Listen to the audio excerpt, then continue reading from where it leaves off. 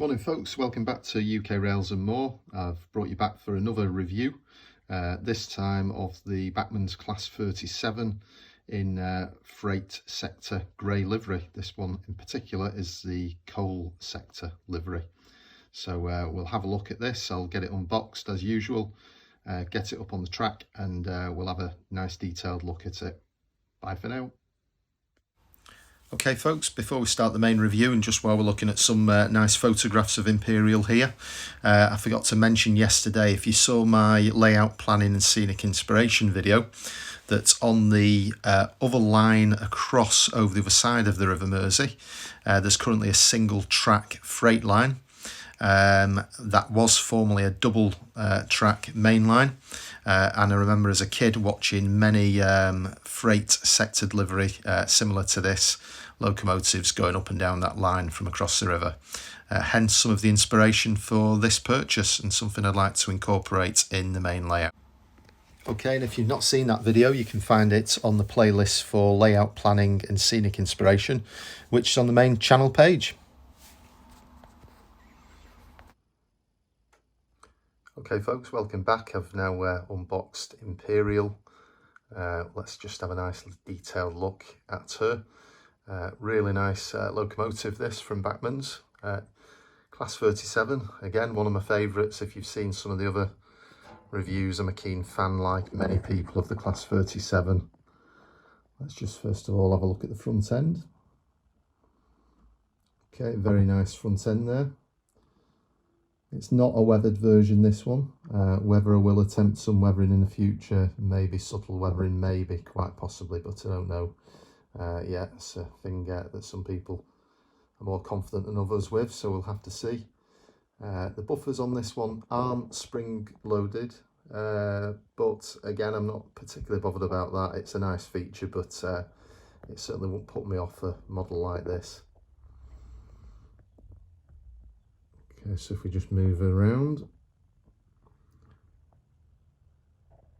we've got very nice grille detail at the front end there, and the hatches, windscreen wipers, and the number, this one's 37049.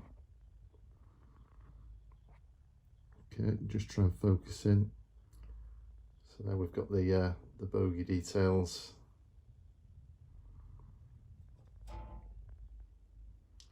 Twin gauges on the tanks.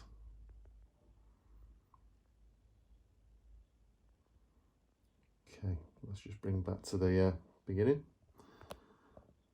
Work our way along.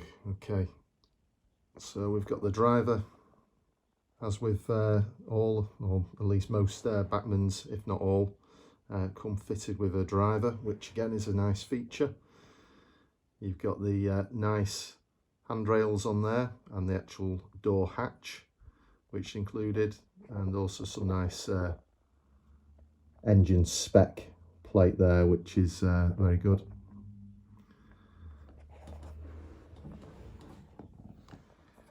Just moving along, we've got more grills. Get my finger out of the way on this one. Okay, and there's the rail coal sector livery, coal sector identifier. Okay, moving along, we've got a bit of a doorway there, arch in the handrails, all modelled very nicely. Further grille details, hazard. We've got the nameplate there. I'll show you in a moment. This does come with the additional metal nameplates as well that you can fit onto the locomotive. And again, you've got the doorway on this side with the typical symbols of this sector.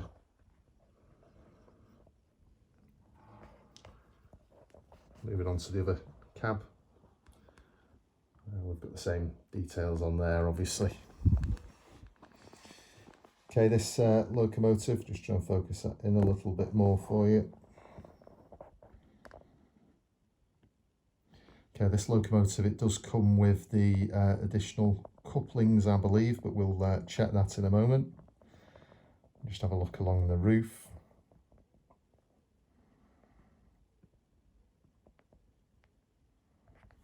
Try try and just focus that in a little bit more if we can. There we go. Okay, lots of rivet detail on the top. Usual hatches, inspection hatches for access to the components of the engine. Again, we've got this nice feature of the fan within there, and all of the grille detail on the outside.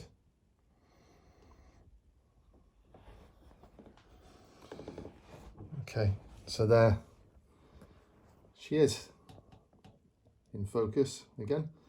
Now this locomotive, for the main layout, I've got two ideas really.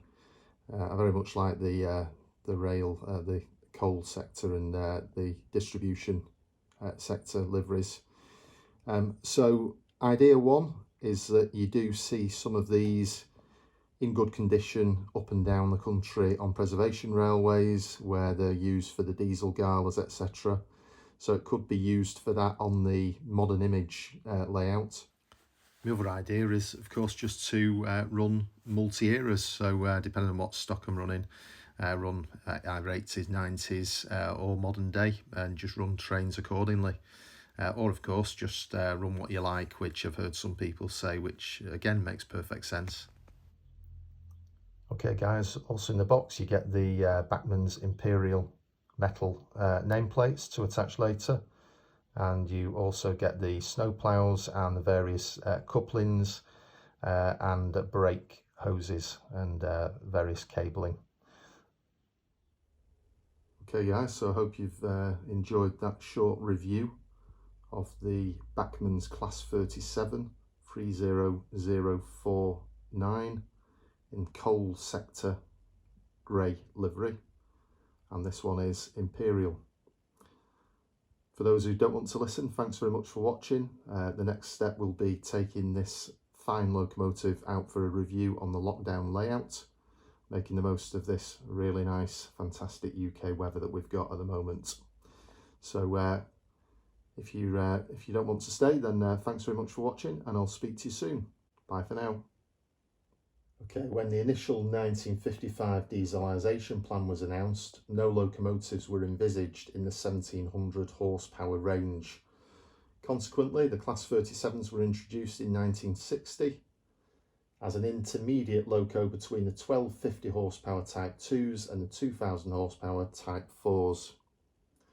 Apart from variations of bogies, i.e. changing from castings to fabricated sections, removal of steam heating boilers with some locos, conversion of water tanks to extra fuel tanks on some WR units, and fitting of dual vacuum air brakes, few alterations have occurred outwardly to the locos since introduction. When initially introduced, CER put them on Norwich to Liverpool Street and other Great Eastern Line services, and ran them alongside their stablemate Class 40s. The next batch went to Hull and Tinsley, Sheffield, for working passenger and freight duties, including the Hull to Doncaster portion of the Yorkshire Pullman. Mid-1965 saw pairs of Class 37s working experimental high-speed runs from Paddington to Plymouth, including exceeding 100 miles per hour on several occasions. During 1968, one loco was used to test the Westinghouse air brake system, hauling BR ferry vans, the longest train ever to run on BR. When introduced, the locomotives were finished in BR green livery with a grey roof with small yellow nose panel, subsequently covering the full nose, and the second BR symbol and full yellow and was applied. Later, freight sector grey livery was applied, as is this one, to allocated locos, including appropriate logo for traffic conveyed. Some passenger locos carrying intercity swallow livery. They also appeared in load haul, mainline and transrail liveries in the lead up to privatisation. Since 1997 they have carried a number of liveries, including EWS, and also of course the direct rail service liveries. I've acquired one of those, so please check that one out.